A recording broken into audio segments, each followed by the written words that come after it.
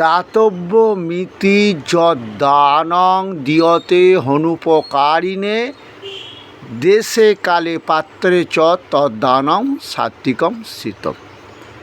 সাত্বিক দান একে বলা হবে। যত্তু প্রত্যুপকারার্থং ফলমুদ্দেশ্য বা পুনঃদীয়তে চ পরিক্লিষ্টং তদ্দানং রাজসম স্থিতম। যে দান করা হবে কামনা বাসনা নিয়ে ফলের আশায় দম্ভ অহংকার সহকারে তাকে রাজসিক দান বলে।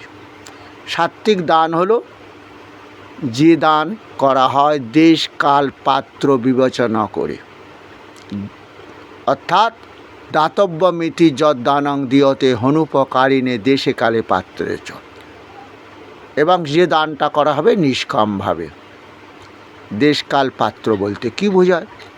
এখন যুদ্ধ হচ্ছে, আমরা ওষুধ খাদ্য কোথায় পাঠাবো? ইসরায়েল পাঠাবো, ইরানে পাঠাবো, নিশ্চয়ই জাপানে পাঠাবো না। দেশ কাল, এখন গ্রীষ্মকাল, গরিব দুঃখীদের যদি কাপড়ই দান করতে হয়, গ্রীষ্মের পোশাক দান করব, নিশ্চয়ই কম্বল দান করব না, শীতের পোশাক। পাত্র যেমন আজকে গীতা, অর্জুন আমি গীতা জ্ঞান আশ্রয় করে স্বর্গমর্ত পাতালের প্রত্যেক জীবদের পালন করি, আমার বললেন ভগবান।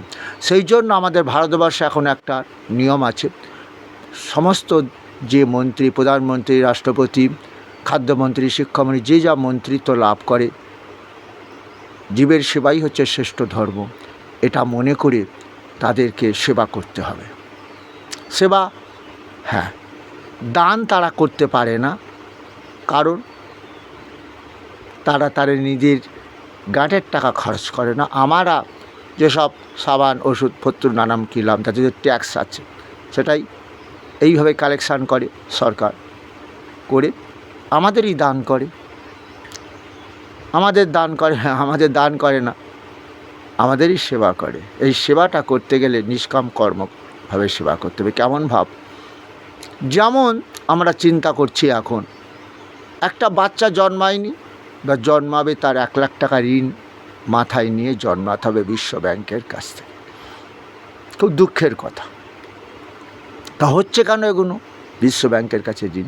এখন হচ্ছে সরকার জানছে এই জনসাধারণকে যদি কিছু পাইয়ে দিই, নিশ্চয়ই আমাকে ভোট দেবে।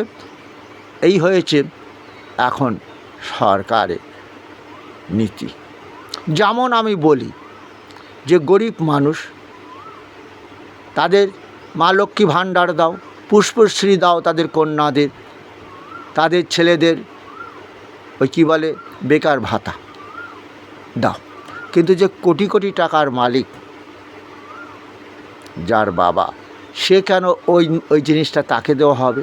তোমরা সবই করলে, রেশন কার্ড করেছো, হ্যাঁ, ভাগ করেছো, হ্যাঁ, বোঝা গেল যেখানে ভাগ করেছো নিম্ন মধ্যবিত্ত, মধ্যবিত্ত আর উচ্চ মধ্যবিত্ত, এইভাবে যেকালে তোমরা ভাগ করলে, তাহলে এই কন্যাশ্রী, পুষ্পশ্রী, মা লক্ষ্মী ভাণ্ডার ইত্যাদি ইত্যাদি যেসব দিচ্ছ, গরিবদের দাও, কিন্তু কোটি কোটি টাকার মালিক টাকার লোভে সেই মা লক্ষ্মী ভাণ্ডার নেবে পড়ে পাওয়া ছোঁয়ানা,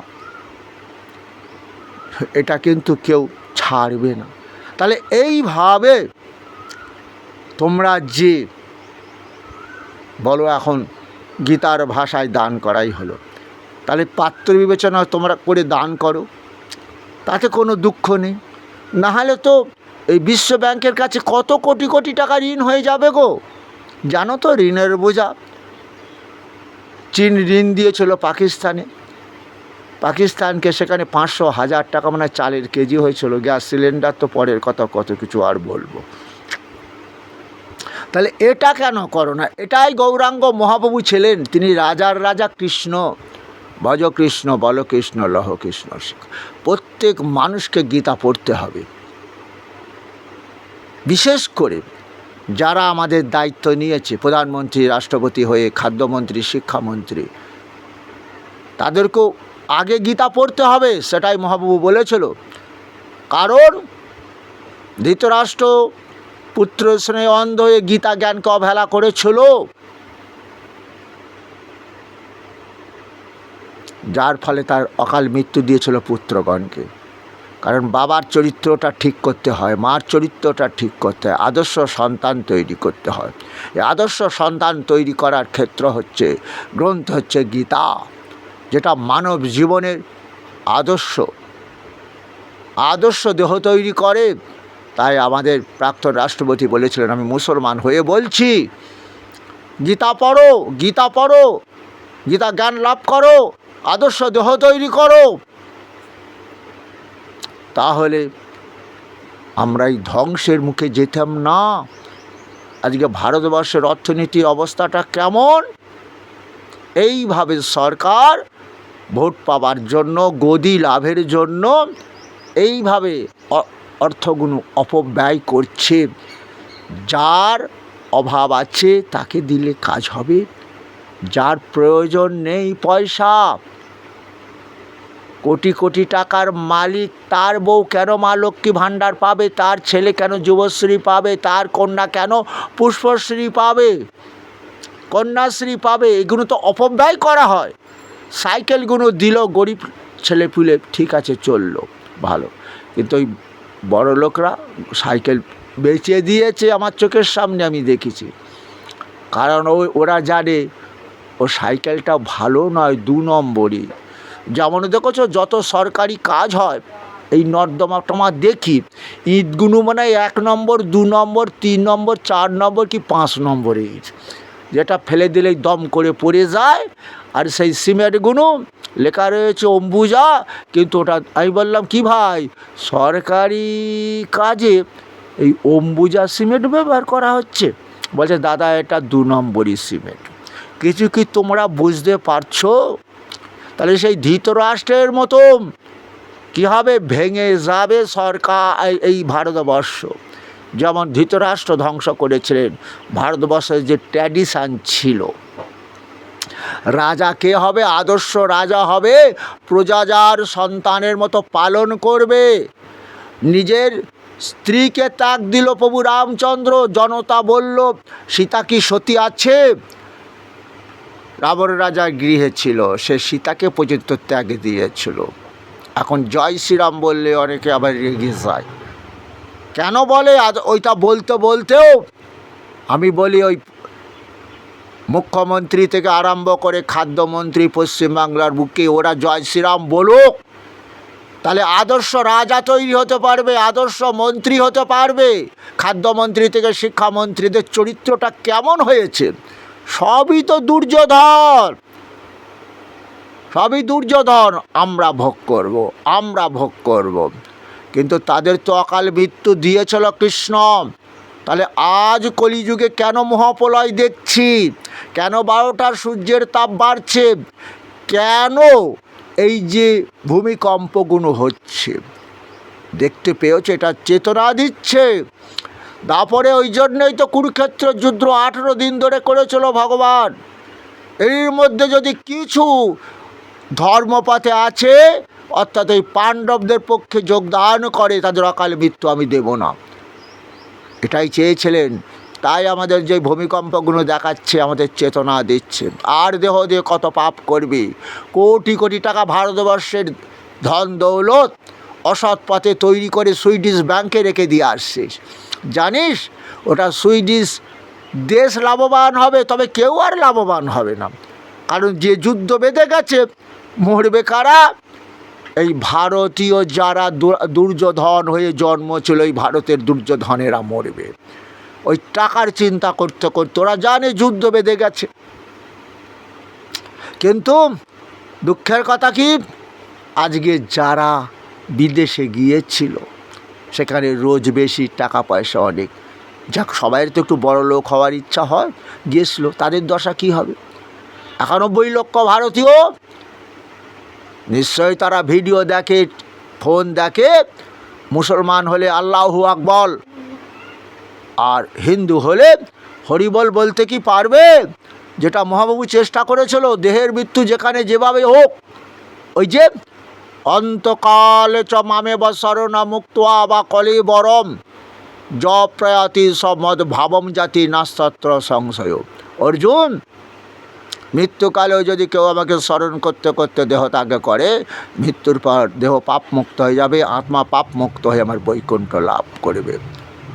কারণ জং জং বাপি শরণ ভাবং তাজতন্তে কলেবরম তং তমে বৈতিকন্তে শত তদ্ভব ভাবিত। মৃত্যুকালে জীব যাহাই চিন্তা করিতে করিতে দেহ ত্যাগ করে, মৃত্যুর পর সেই ভাব নিয়ে জন্মাবে। আমার ভগবান চাইছে এটা কলিযুগ, এরপরে সত্যযুগ আসবে, ওই আত্মা দিয়ে আবার নূতন করে দেহ তৈরি করব, যে সত্য যুগে মানুষ সৎ পথে চলবে, সৎকর্ম করবে। ওই দেহের মৃত্যু আয়ু কত হবে? লক্ষ লক্ষ বছর। তাহলে সৎ লোক তৈরি করার জন্য, আজকে আদর্শ ভারতের সন্তান তৈরি করবার জন্য এই সেই গৌরাঙ্গ মহাপ্রভু বলেছিল, ভজ কৃষ্ণ বল কৃষ্ণ লহ কৃষ্ণ শিক্ষা। দুর্যোধন হয়েও না, দুঃশাসন হয়েও না, আমার হাত থেকে তোমাদের আর রেহাই পাবে না। যদিও আজকে এই যে মুসলমান দেখেছো, ওরা মুসলমান হয়ে জন্মায় না, মুসলমান করে, কোরআন শেখায়, নামাজ পড়া শেখায়। আমাদের হিন্দু যারা বলো তোমরা হিন্দু কি? তোমরা হিন্দু নও, কারণ গলায় যারা তুলসীর মালা পড়ে না তাদের হিন্দু বলা হয় না। যে মুসলমান দাড়ি রাখে না, 5 ওয়াক্ত নামাজ পড়ে না, তাকে মুসলমান বলা হয় না। যে ব্রাহ্মণ 12 বছর বয়সে দীক্ষা না নিয়ে ওই গায়ত্রী মন্ত্র জপ করে না, তাকে ব্রাহ্মণ বলে না। তাই তোমরা দেখবে ওই মরা বাবাকে ছেলে পাপ মুক্ত করার জন্য, আত্মা স্বর্গ লাভ করার জন্য ওই গলায় তুলসীর মালাটা পড়তে হয়, তার বদনে বলতে হয় নম শ্রী বিষ্ণু, নম শ্রী বিষ্ণু। কেন? বিষ্ণু দেবতা, বিষ্ণু ভগবান বিষ্ণু আমাদের পালন করছে, আমাদের আরাধ্য দেবতা। সেই জন্য তিনি মৃত্যুও দিয়ে থাকেন। ওই যে ভগবান বললেন, এতৎ জনিনী ভূতানি সর্বাণি তুপধারায় অহং কৃষ্ণ স জগত প্রভব প্রলয়স্থতা। আমি জগৎ সৃষ্টি করি, বিশ্ব ব্রহ্মাণ্ড সৃষ্টি করি, আবার প্রলয় করি। অর্থাৎ আমি সেই কৃষ্ণ। তাপা মহমহং বর্ষং নিগৃহীণমস্যাবিচ অমৃতং চৈব মৃত্যু সচ্চামর্জুম। আমি যেমন সূর্যরূপে তাপ দান করি, বৃষ্টি আকর্ষণ করি, মেঘরূপে বৃষ্টি দান করি, আমি অমৃত, আমি ধ্বংস। কেন? এই 12টার সূর্যের তাপ যে ভাগবতে লেখা আছে, যেটা গ্লোবাল ওয়ার্মিং বলা হচ্ছে, যে সূর্যের তাপে 3 ভাগ জল আকর্ষণ হবে। যেমন চৈত্র বৈশাখ জ্যৈষ্ঠ গ্রীষ্মকাল ছিল, প্রচণ্ড তাপের ফলে জলীয় বাষ্প হতো, আষাঢ় মাসে সেই বৃষ্টিটা দিত ভগবান, আষাঢ় শ্রাবণ নাকি। আর এখন দেখি নিম্নচাপ আরম্ভ হলে আর বন্ধ হয় না, তাপমাত্রা বেড়ে যাচ্ছে। তাহলে আমি ধ্বংসের কারণ হব। ওই যে ক্ষেত ফসল শূন্য হবে, গাভী দুগ্ধ শূন্য হবে, নদী জল শূন্য হবে, আবার 100 বছর ধরে বৃষ্টি হবে, আবার পৃথিবী জলমগ্ন হবে। অনন্ত নাগের ওপর ভগবান, শেষ নাগের ওপর ভগবান শয়ন করবে। দেখেছো, আবার মধু কৈটবের উৎপত্তি হবে। ব্রহ্মা ভগবান বিষ্ণু নাভি পদ্মে বসে ধ্যানে মগ্ন হবেন, মধু কৈটবের আগমন হবে, এবং সেই মধু কৈটবকে ভগবান বিষ্ণু বধ করবে, এবং বধ করার পর তার দেহটা চক্র দিয়ে খণ্ড খণ্ড করবেন, এই জলের মধ্যে ফেলে দেবেন। সেই জলের, ওই জন্য 3 ভাগ জল 1 ভাগ স্থল, যেটার নাম হলো, স্থলভাগের নাম হলো মেদিনী। এটা মেদিনী বলি তো আমরা, নাম দিয়েছি তো। তাহলে এইভাবে ভগবান চাইছে না মহাপ্রলয় করতে, আমাদের আদর্শ মানুষ তৈরি করতে হবে। তাহলে রাজা যদি উল্টোপাল্টা কর্ম করে, প্রজা কি করবে? রাজা যদি চুরি করে, প্রজাও তো শিখবে। কারণ রাজার শাস্তি হোক, রাজার শাস্তি হচ্ছে না, তাকে ছেড়ে দিচ্ছে, কদিন পরে লোক দেখানো জেল খাটাচ্ছে, আবার দেখো ছেড়ে দিয়েছে, সে আনন্দে ঘুরে বেড়াচ্ছে, আবার সে আবার ভোটেও দাঁড়াবে, তাকে ভোটও দেবে লোক। কেন? ওই যে 5 পাণ্ডব সৎপথে ছিল, সৎকর্ম করছিল, তাই তাদের পক্ষে সৈন্য সংখ্যা কম ছিল, কিন্তু দুর্যোধনাদি যারা 100 ভাই মিলে ভারতবর্ষের ধন দৌলত ভোগ করতে চেয়েছিল, পঞ্চপাণ্ডবকে দুনিয়ার বুক থেকে সরিয়ে দেবে কি করে? প্রথমে জাল ফাঁদ পাতল বারণাবতে লাক্ষাগৃহ, যে গৃহটা ধৃতরাষ্ট্রকে বলছে দুর্যোধন বাবা বারণাবতে রাজপ্রসাদ বানিয়ে দিয়েছি, পঞ্চপাণ্ডব ওখানে থাকবে, মা কুন্তী সহ আমরা 100 ভাই হস্তিনাপুরে থাকব। কিন্তু সে যে রাজপ্রসাদে কিসের এত তাড়াতাড়ি কী করে হলো, সেটা কিন্তু ধৃতরাষ্ট্র আর জিজ্ঞাসা করল না। কি বুঝলে? তাহলে পুত্র স্নেহে অন্ধ হয়ে আছেন, তাই বললেন আমার পুত্র যা বলেছে ভালো বলেছে। যুধিষ্ঠির 5 ভাই মিলে মা কুন্তী সহ বারণাবতে আমার ছেলে দুর্যোধন রাজপ্রসাদ বানিয়ে দিয়েছে, এই হস্তিনাপুরে ওরা থাকুক। ভাই ভাই মিল হলো, বউ বউ মিল হয় না তো, ঝগড়াঝাটি হয়। হ্যাঁ, হরে কৃষ্ণ।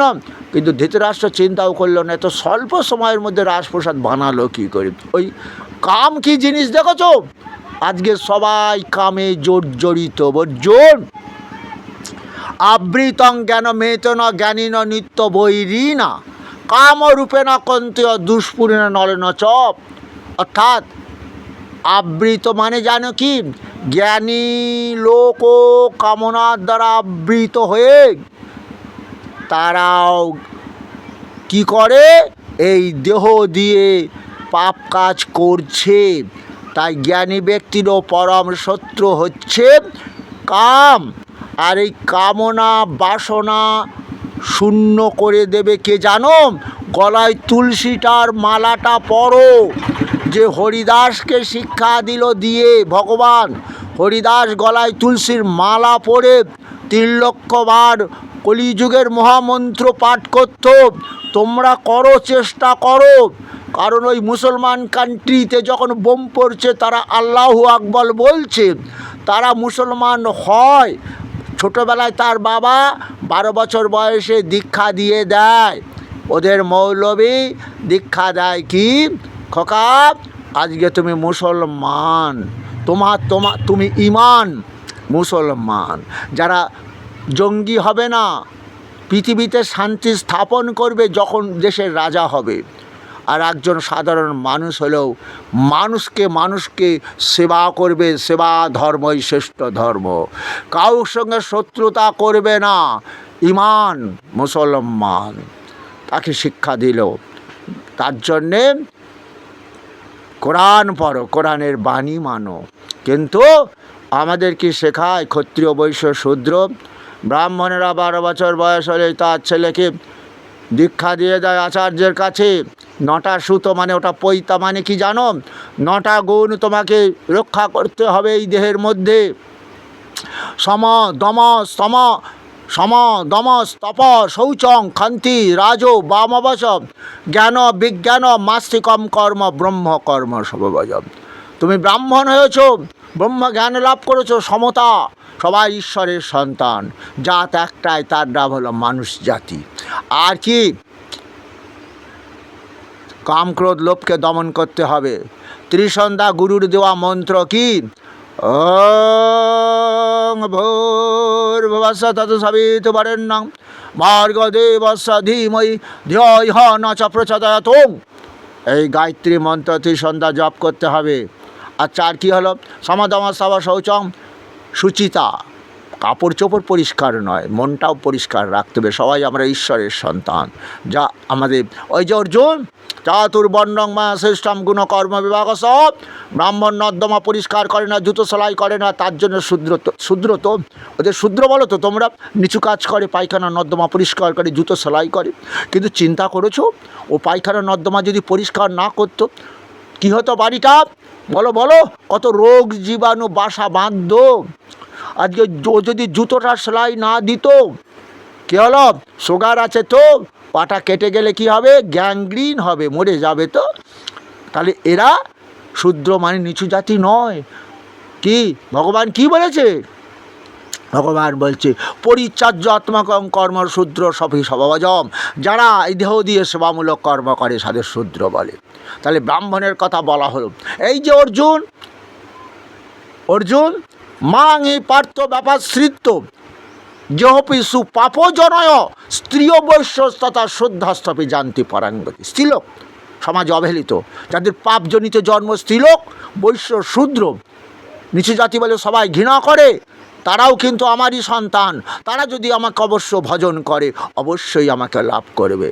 তাই কলিযুগে আজকে হরিদাস নিত্যানন্দকে বলছে যেন জাতের বিচার করো না গো, যেন জাতের বিচার করো না। যত ব্রাহ্মণ, ক্ষত্রিয়, বৈশ্য, শূদ্র সবাইয়ের বাড়ি যাবে, মুচি মেথর নিচু জাতি বলে তাদের ঘৃণা করো, খবরদার তাদেরকে কৃষ্ণ বিমুখ করো না। তাদেরও কাছে যাও, কৃষ্ণ নাম মহামন্ত্র দাও তাদেরও বাড়ি বাড়ি গিয়ে। কি বলেছিল? এটাই তো বলেছিল মহাপ্রভু। কিন্তু ব্রাহ্মণ পণ্ডিত তৎকালীন বলেছিল না রে নিমাই, বেদ পাঠ করতে হবে, যাগযজ্ঞ করতে হবে, তবে হরিনাম দিয়ে তুই মানুষকে পাপ মুক্ত করতে পারবি না। তাই বাবা মা মরে গেলে ব্রাহ্মণ ওখানে বেদ পাঠ করে, যজুর্বেদ। অর্জুন, বেদ কি? কে সেই বেদ? কে সৃষ্টিকর্তা? পিতাহ হমস্য জগত মাতা ধাতা পিতামহ বেদং পবিত্রং ওঙ্কার ঋক সম যজুরেবত। আমি পিতা, আমি মাতা, আমি বিধাতা, আমি সৃষ্টিকর্তা, পালনকর্তা। আবার চারি বেদ, ঋক্সাম, যজুর্বেদ, অথর্ববেদ আমি। সেই যজুর্বেদ পাঠ হয়। যজুর্বেদে যত দেবদেবীর পূজা, বাবা মারা গেলে শ্রাদ্ধ শান্তি সব যজুর্বেদের মন্ত্রের দ্বারা হয়। কিন্তু ওখানে কেন হরিনামটা দোয়া হলো? কারণ যতই কিছু তুমি যা করো, হরের নাম, হরের নাম, হরের নাম কৈবলম কলৌ নাস্তে বা নাস্তে বা গতিরন্নতা। কলির জীব যত কিছু দেহ দিয়ে যজ্ঞ করো, হরিনাম যজ্ঞ ছাড়া দেহ সুখও হবে না, দেহ পাপমুক্ত হবে না, মৃত্যুর পর মোক্ষ লাভ হবে না। ওই জন্যে বাবা মা মরে গেলে ছেলেই নামাবলিটা দিয়ে দেয় ওই দেহটা ঢেকে। কেন ওই দেহটা নামাবলি দিয়ে ঢেকে দিল? এ যাবৎ বাবা যে সকল পাপ করেছিল, ওই যে হরিনাম করলে দেহ পাপমুক্ত হবে, হ্যাঁ, রোগমুক্ত হবে, হ্যাঁ, মৃত্যুর পর মোক্ষ লাভ হবে। তাই ছেলে মরা বাবাকে পাপমুক্ত করার জন্য ওই দেহে নামাবলিটা ঢেকে দিল, বুকের ওপর গীতা দিল, যে গীতায় লেখা আছে এবং অষ্টাদশাধ্যায়ী গীতা বাংময়ী মূত্রেশ্বরী জানিহি জ্ঞান মাত্রে ন মহাপাতক নাশিনী। 18 অধ্যায় গীতা, যেটা জীব শ্রবণ করলে দেহ পাপমুক্ত হবে, মৃত্যুর পরও পরম মোক্ষ লাভ হবে। তাই মরা বাবাকে পাপমুক্ত করার জন্য ছেলে বা ছেলের বউ বা তাকে বুকের ওপর গীতাটা চাপিয়ে দেয়। এদিকে ভগবান বললেন, অর্জুন, গীতা যারা শ্রবণ করে, হ্যাঁ, ওই যে গীতা অপি চেদসী পাপেভ্য সর্বেভ্য পাপ কৃতম সর্বং জ্ঞান প্রলোভেনৈব বীজিনং সন্তরসী। যদি তোমরা ওদিকে পাপাকারী হও, তাহলে যে সাঁতার জানে সে যেমন পুকুরে স্নান করতে গিয়ে ডুবে মরে না, তাই আমার গীতা তরি যারা আশ্রয় করে, এই দেহের মৃত্যুর পরও তাদের পেতলোকে যেতে হয় না, পেটজনী হতে হয় না, এবং তাদের পিণ্ড খাওয়ার প্রয়োজন হয় না অর্জুন, এটা তিনি বলেছিলেন। তাই তো, কিন্তু আমরা তাকে পাপমুক্ত করি কি করে? তার দেহের মৃত্যুর পর বুকের উপর গীতা চাপিয়ে দেওয়া হয়, শ্রাদ্ধ বাসন তৈরি করে সেখানে গীতা পাঠ করা হয়। বলো তো বাপু, এদিকে ভগবান বললেন এবং অষ্টাদশাধ্যায়ী গীতা বাংময়ী মূত্রেশ্বরী জানিহি জ্ঞান মাত্রে ন মহাপাতক নাশিনী। 18 অধ্যায় গীতা ভগবান শ্রীকৃষ্ণের মুখ নিঃসৃত বাণী, যেটা জীব শ্রবণ করলেই দেহ পাপ মুক্ত হবে। সব তোমরা করছো উল্টো, তাই উল্টে গেল। যুগটার নাম হলো কলিযুগ, পাপের যুগ। তাহলে এইভাবে পাপ বাড়াচ্ছ তোমরা, হ্যাঁ, তাহলে কি হবে? পাপ বাড়তে দেবে না ভগবান। ওই যে বলেছেন, যদা যদা হি ধর্মস্য গ্লানির্ভবতি ভারত অভ্যুত্থানম ধর্মস্য তদাত্মানং সৃজাম্যহম পরিত্রাণায় সাধুনাং বিনাশায় চ দুষ্কৃতাম ধর্ম সংস্থাপনার্থায় সম্ভবামি যুগে যুগে। তাহলে কি হবে? কি করে কলিযুগ ধ্বংস হবে? বলছে মহামারীতে মারা যাবে, মহামারীতে করোনা ভাইরাসে মারা গেছে, যুদ্ধে মারা যাবে, প্রাকৃতিক দুর্যোগ মানে ওই ভূমিকম্প ইত্যাদিতে মারা যাবে। কজন লোক থাকবে? 63 কোটি। এখন ভারতবর্ষে কত কোটি লোক? 144 কোটি। তাহলে কি বুঝতে পারলে? যে সেই মহাপ্রলয় আরম্ভ হয়েছে, তবুও আমাদের দেহের যেখানে মৃত্যু হোক, মহাপ্রভু বলেছিল রাত্র দিন নাম লয় খাইতে সইতে তাহার মহিমা বেদে নাহি পারে দিতে। দেবদেবীর পুজো করো না খেয়ে বেদে আছে, কিন্তু আমার এই হরিনাম খেতে খেতে শুতে শুতে গাইলেও তার ফল লাভ করবে। মানে কি ফল লাভটা কি?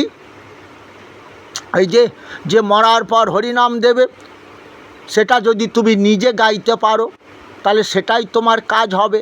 কারণ ছেলে বাবার রোগের ওষুধ এনে দেয়, কিন্তু ওটা ছেলে খায় না, বাবাকে খেয়ে রোগ সারাতে হয়। তাহলে সেই বাবাকে গীতা পাঠ হরিনাম করে দেহ পাপ মুক্ত করতে বলেছিল ভগবান।